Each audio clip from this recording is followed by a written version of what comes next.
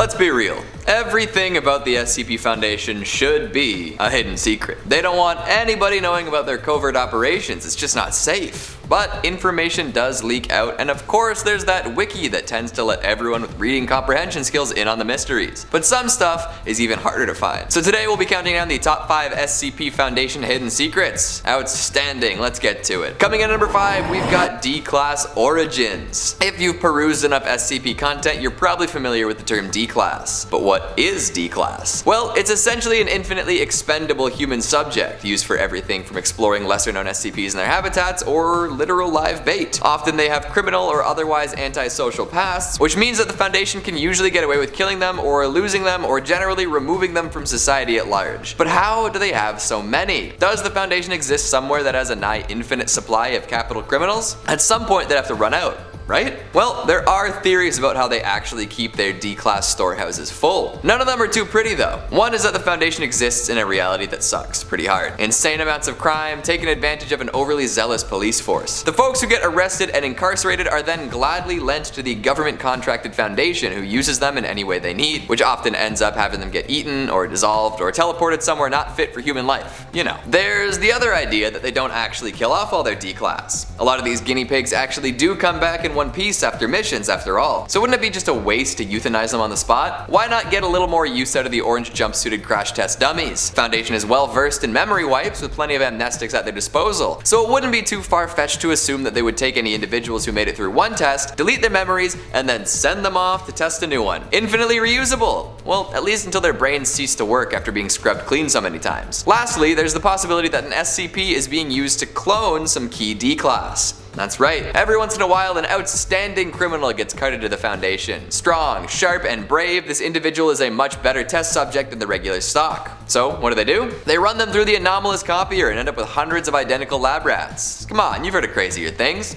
What kind of D-class nonsense do you believe? Coming in at number 4, we've got SCP-420-J. Real quick, if you guys are enjoying this video, it would really help us if you give a big thumbs up. Thank you. And hopefully you are enjoying this video. If not, maybe see if you can get your hands on some of the sweet SCP-420-J. Nobody's supposed to know about it, especially not researchers. Because whenever somebody finds out about it, they tend to be a little less effective on the job. Object class? Awesome. Actually, scratch that, it's totally safe. SCP-420-J is what happens when you let people access SCP-914 unsupervised. They put some very nice stuff from Jamaica through on very fine and enjoyed the results. So what better way to extend the fun than by growing the resulting seeds in SCP-124? You know, the soil that makes plants grow anomalously fast, and well, the rest is history. 420-J has been tested on all sorts of different anomalies, usually with the result being increased appetite and euphoria. However, this led to some unprofessional conduct, and the stuff has since been seized, seeds and all. Dr. Clef originally confiscated it all, but he wasn't immune to the seductive scent of 420-J either. These days it's hard to tell where exactly it all ended up. Maybe it's still circulating, maybe it's been destroyed. There are extensive experiment logs though, so if you got the time, you can find out exactly how all sorts of different things react. But nobody's supposed to know about it, or have any on them. And Lord, please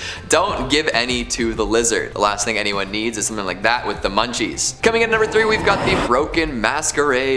I suppose this is an example of what happens when a secret gets out. See, the whole SCP Foundation is predicated on the fact that it's top secret. The average layperson would not accept the way the Foundation operates if they found out about it. Too many ethical conundrums, too few logical explanations. So keeping the whole operation under wraps is paramount to its success. In the Broken Masquerade hub though, all of this is revealed to the world in the most dramatic way possible. Everybody knows the secret now, and there is no way to amnesticize everyone all at once. The cat's out of the bag, and now we've got to deal with the consequences, and boy, there are plenty of consequences. Previously low-profile researchers and officials from within the Foundation are now seen as celebrities, getting interviews in magazines and going on TV to attempt to soften their image. There's plenty to answer for here, and the Foundation has to do one hell of a spin job to keep the public satisfied. That's a lot of work, don't you think? Of course, there's all the stuff about North Korea to worry about too. Had this secret remained under wraps, there wouldn't be all this recovery to worry about, but everyone would have continued living in ignorance. Now that it's all out though, it stays out. Good luck to all involved for sure. At least they can now recruit people more publicly, kind of like how the military goes around looking for their soldiers. Coming in at number 2, we've got SCP-579. When we think about all the information we're fed via the SCP Wiki, we often think we have the complete documents. Sure, there's some information redacted, but that's just a result of the structure of the Foundation, right? Well, some people theorize that different articles have different levels of clearance attached. So if you're reading something that's heavily redacted, there's another version of that document somewhere with all the details filled in. But you'd need higher clearance to access that, and you're not rising in the Foundation's ranks anytime soon now, are you? SCP-579 is a perfect example of a secret that really plays with your head. It could be literally anything, but you'll never know exactly what it is. Fill in those blanks all you like, there's no way to know for sure if you're right. See, the description of SCP-579 is expunged. It's gone. However, there are some wonderfully vague containment procedures to keep folks in the know about how to keep the Keter class anomaly at bay. If you keep reading, you'll see that there's some addenda with equally useless information shoehorned in, and even a timeline outlining the SCP's original discovery. But guess what? The timeline is full of data that has been permanently expunged. The only info that can be gleaned is about how it's been discovered, contained, moved, or how containment has failed. No details, no elaboration, just the fact that those events happened. Maybe somebody knows all the juicy details, but that person hasn't shared them with anyone else. Probably for the best, don't you think? And finally, at number 1, we've got O5 theories. The O5 Council, the most mysterious and inscrutable construct within the Foundation. They call the shots, they have final say over everything, and in most cases hold all the secrets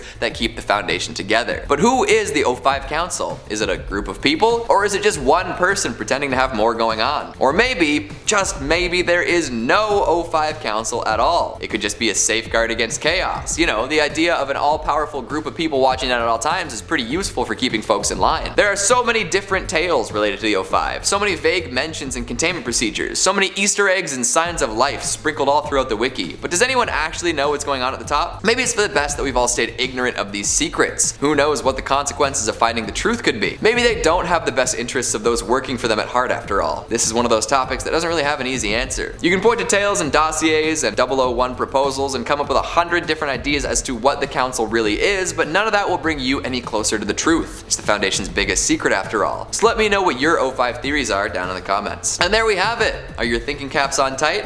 Because you've got some more hidden secrets to uncover. The mysteries of the Foundation are endlessly fascinating, and every time one gets solved, 5 more seem to pop up. So, what did you think of the video? Did you already know about all these secrets? Or did this open your eyes to a whole new side of the SCP Foundation? What's the craziest secret you've stumbled upon? Make sure you let me know down in the comments. Speaking of comments, let's take a look at some of your more pernicious ones from the top 5 best horror movie monsters part 2. Jexer says, incredible how Tarman can perfectly enunciate the word brains without any lips. He's just too powerful. Those chemicals gave him abilities beyond our comprehension. Demonique742 says, these Cenobites are what helped me develop a love for horror creatures. Each one is so unique with their own story of how they got there, it gave the movies so much more depth than the surface plots of Nightmare on Elm Street or Halloween. Also, American Werewolf in London is my fave werewolf movie. That transformation scene, classic. Well, you might ruffle some feathers with that commentary on Nightmare and Halloween, but otherwise it's a very lovely analysis of the effectiveness of Cenobites. Lindsay Walker says, Piccadilly Circus, Keegan, not Square. I'll take you sometime. Love from London. My bad. It's just such a weird name for a location, I must have breezed right past the true title. Paul Moitoso says, why is it that horrific abominations are so often mixed in with body horror? It's a real head scratcher.